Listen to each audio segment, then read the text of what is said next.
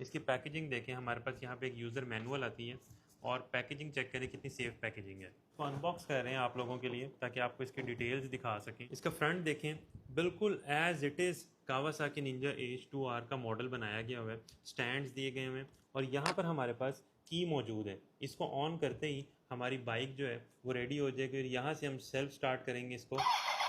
ये देखें, यहाँ पे हमारे पास रियलिस्टिक एक्सलेशन दी गई है। ये देखें, तो ये मॉडल आपने पहले भी बहुत ज़्यादा पसंद किया था हमने।